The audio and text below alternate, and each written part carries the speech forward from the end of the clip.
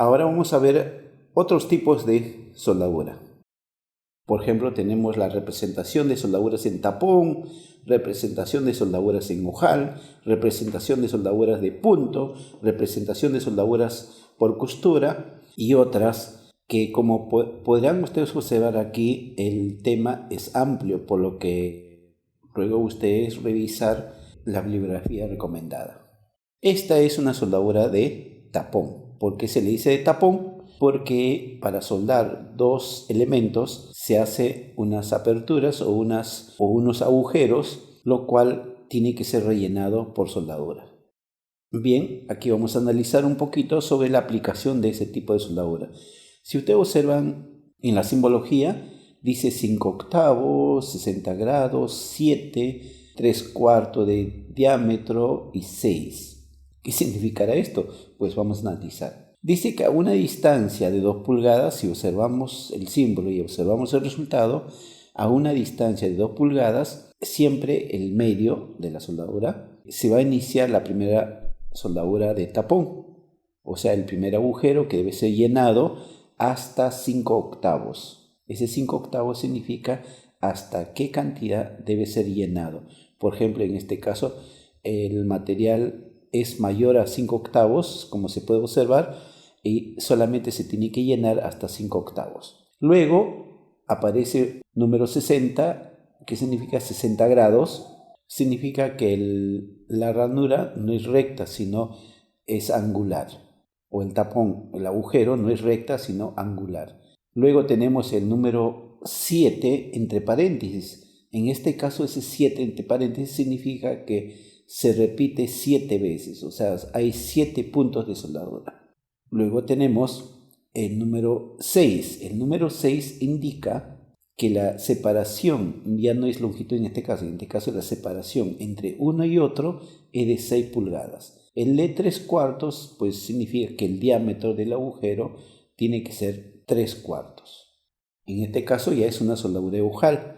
Es similar al anterior, pero es un agujero alargado. Bien, la simbología también es un poquito más complicado, pero se puede analizar.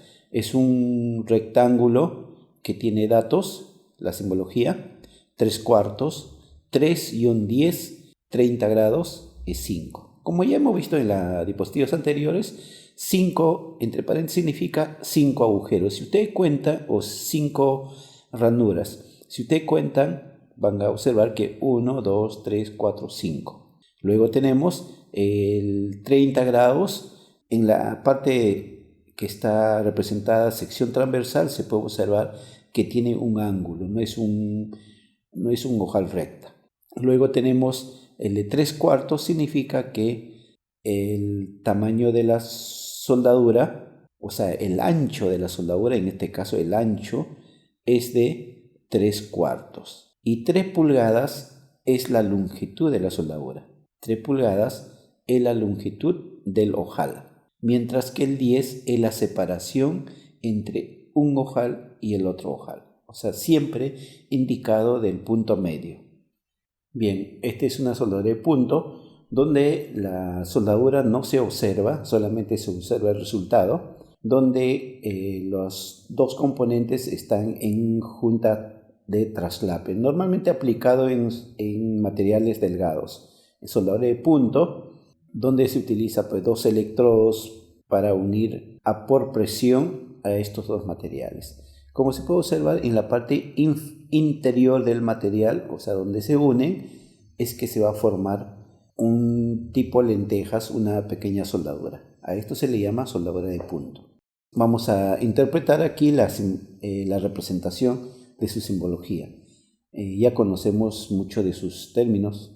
Y aquí ya está en la cola, para no confundirnos, dice RSW, ¿no? O sea, es una soldadura por resistencia. Bien, 1/4 significa el diámetro del agujero o del punto que se tiene que dejar. El 5, la cantidad de puntos que se va a colocar en esa área. Y el 1 es la separación entre un punto y otro punto.